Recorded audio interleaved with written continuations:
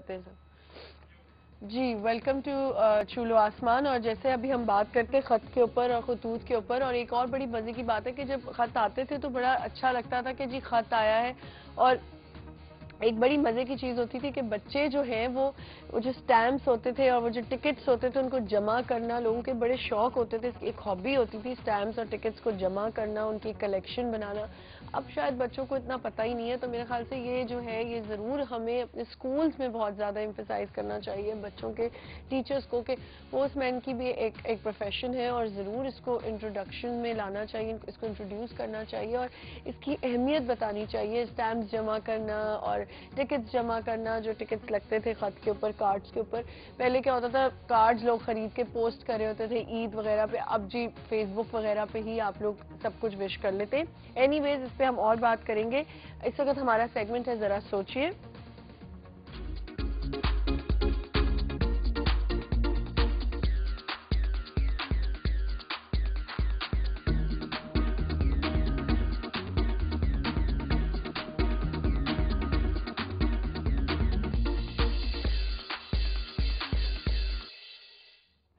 جی اور ذرا سوچئے میں نے آپ کو بتایا تھا ہمارے ساتھ ہوں گے سید نعیم الحسن جو children health and education foundation کے چیف ایگزیکٹو آفیسر ہیں, اور انہوں نے 11 سال شوکت خانہ میموریل کینسر ہاسپٹل اور ریسرچ سینٹر کے ساتھ کام کیا ہے. السلام علیکم. جی وعلیکم السلام. آپ ایک دفعہ پہلے بھی میرے شو پہ آئے ہوئے اور ہماری ملاقات ہوئی ہے. اچھا آج ہم جو چلڈرن ہیلتھ اینڈ ایجوکیشن پہ بات کریں اور وومن ہیلتھ پہ بھی بات کریں, سب سے پہلے تو مجھے بتائیں کہ ہیلتھ ایجوکیشن فاؤنڈیشن کے بارے میں تھوڑا سا بتائیں کہ ہے کیا.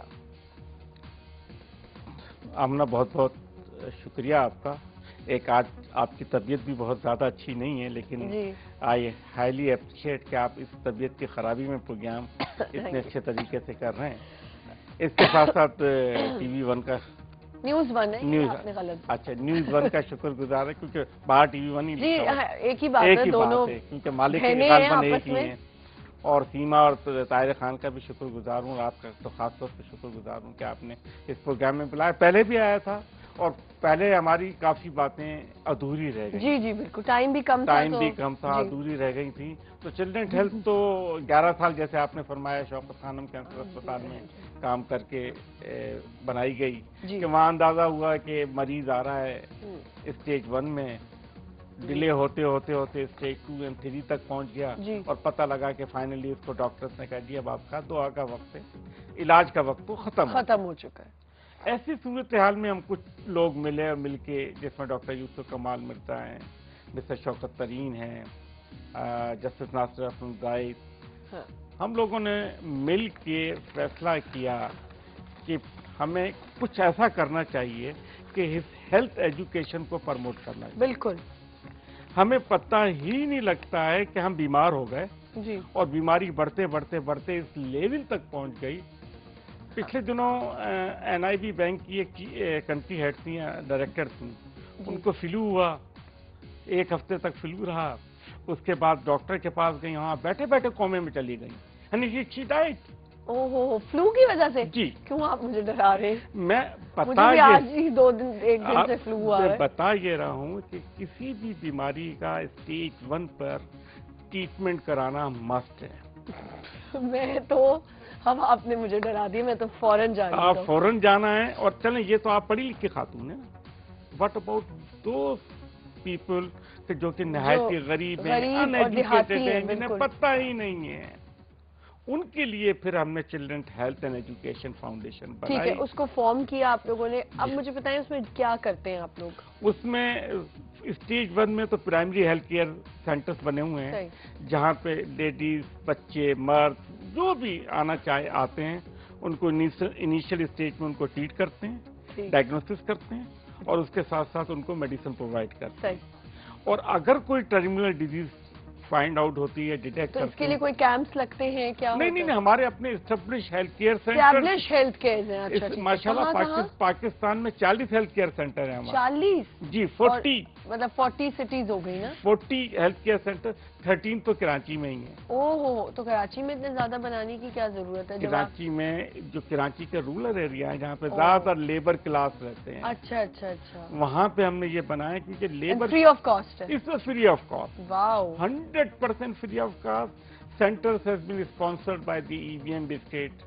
मिस्टर शौकत तरीन ने 2 सेंटर स्पॉन्सर किए हैं, मिस्टर अजमत तरीन ने, यशरफ नासिर, तो ये लोग सेंटर स्पॉन्सर करते जा रहे हैं और लोगों को फ्री ट्रीटमेंट मिलता जा रहा है। अच्छा, ठीक है। इस स्टेज में जब मरीज हमारे पास आता है तो उसको हेल्थ एजुकेशन भी प्रोवाइड की जाती है, उसके साथ साथ ट्रीटमेंट भी प्रोवाइड की जाती है, और अगर वो किसी सीवियर इन्फेक्शन डिजीज में मुब्तला है तो उसको फिर फौरन, अगर किडनी का प्रॉब्लम है तो किडनी सेंटर रेफर किया, अच्छा, आइस का प्रोग्राम है तो उसको LRBT रेफर किया। एक सेकंड, मैं आपसे जरूर ये पूछूंगी नईम साहब कि देखें, आपने कहा कि इट्स फ्री ऑफ कॉस्ट, ठीक है। अब आपके पास कोई आता है, उसको डायग्नोज हुआ कि उसको किडनी प्रॉब्लम है या उसको हार्ट प्रॉब्लम है या जो भी आप समझे, अब जब वो उधर जाएगा अपने ट्रीटमेंट के लिए तो क्या उसको वहां पे भी इलाज फ्री मिलेगा? हर हॉस्पिटल में जो मैं नाम ले रहा हूँ ये NGO बेस्ड ऑर्गेनाइजेशन, ये कहने की बात होती है, लेकिन मैं आपको बताऊं जब लोग बेचारे जाते हैं ना तो कोई फ्री ऑफ कॉस्ट नहीं होता। मैं आपकी बात नहीं कर रही। SIUT फ्री है, अच्छा, LRBT 100% फ्री है, शौकत खाना में जो मरीज एडमिट हो जाता है फ्री है। इवन आपको पता है लोगों ने तो ये भी कहना शुरू कर दिया था कि शौकत खानम भी कोई फ्री इलाज नहीं करते, कहते हैं लेकिन करते नहीं, वो तो लोग जितनी मुंह उतनी बातें होती हैं। हाँ जी भाई, रोजाना 70 से 80 पेशेंट आता है शौकत खानम में जी, 15 पेशेंट सिलेक्ट करते हैं जिसको कि वो कैटर कर सकते हैं, क्योंकि शौकत खानम भी कोई फाइनेंस मिनिस्ट्री या फाइनेंस तो है नहीं कि पैसे दिए जाओ, पैसे दिए जाओ, तो उसमें फिर आने वाले की माली पोजीशन को एग्जामिन किया जाता है। हम तो क्योंकि हमारी कॉस्ट कम है ना जी, हमारी एक पेशेंट पे हार्डली कॉस्ट 200 से 300 रुपए आती है। अच्छा, ठीक, we can afford. LRBT eye surgery hardly एक पेशेंट पे 1500 की कॉस्ट आती है, दे कैन अफोर्ड।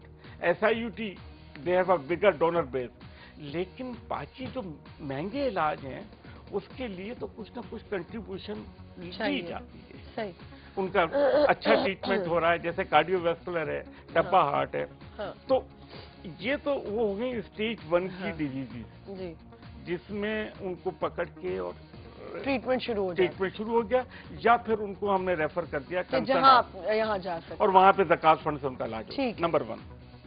नंबर 2, जब ये हमने प्राइमरी हेल्थ केयर सेंटर्स बनाए तो हमें एहसास हुआ कि बीमार ना तो मर्द है, ना बच्चे हैं, बीमार तो असल में हमारे माशरे की गरीब औरत है। बिल्कुल, गरीब औरत ना के अमीर औरतें भी बीमारी हैं। वो बीमार हैं तो चने अफोर्ड तो कर सकती हैं ना। हाँ, ये बात आपने सही की, लेकिन औरतें ही ज्यादा बीमार हैं। औरतें ही 90% औरतें बीमार, क्योंकि सबसे पहली बीमारी तो सबसे ज्यादा तो आपको गायनी की वजह से होती है। गायनी में इतनी तकलीफें होती हैं, कितनी गायनी प्रॉब्लम्स होती हैं जो औरतों को ही होती हैं ज़ाहिरी तौर पर, वो इलाज नहीं कर पाती। मर्दों को पता भी नहीं होता। मैंने ये हेल्थ केयर सेंटर शुरू किए, ला इलाहा इल्लल्लाह, मुझे नहीं पता था कि लेडीज की क्या क्या बीमारियां हैं। ओहो, एक दिन मेरे पास एक गायनी की डॉक्टर आई और उन्होंने कहा ये तुमने क्या बकवास खोला हुआ है, प्राइमरी हेल्थ। असल इलाज तो ये है।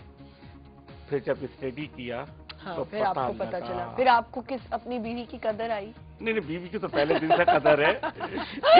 क्योंकि अगर मर्द को पता चल जाए कि औरत कितनी तकलीफों से गुजर रही है, प्रॉब्लम्स है, जैसे डिलीवरी हो गई और पूरा 9 महीना अपने जो है जो टाइम गुजारती है, तो इससे आपको पता है कितनी कदर आ जानी चाहिए। मेरी तो खुदा से दुआ है कि अगर 3 बच्चे डिलीवर हो रहे हैं तो एक बच्चा मर इसी पे हमने एक पैकेज बनाया, हमने सर्वे किया है, हम क्यों ना चल के वो देख लें, फिर ये बात से लिंक भी हो जाएगा और पैकेज भी हम देख लेंगे। पैकेज हमने बनाया, ये देखिए चल के, और फिर आइए। वज़ारत-ए-सेहत के एक सर्वे के मुताबिक पाकिस्तान में हर साल 4 लाख बच्चे 5 साल की उम्र से पहले जाँ बहक हो जाते हैं, जबकि हमल और ज़िचगी के दौरान तकरीबन 20,000 ख़वातीन लुक़मा अजल बन जाती हैं। WHO की फिगर्स हैं, उसके मुताबिक 276 माएँ मर जाती हैं अगर 1 लाख बच्चे पैदा होते हैं उनमें से।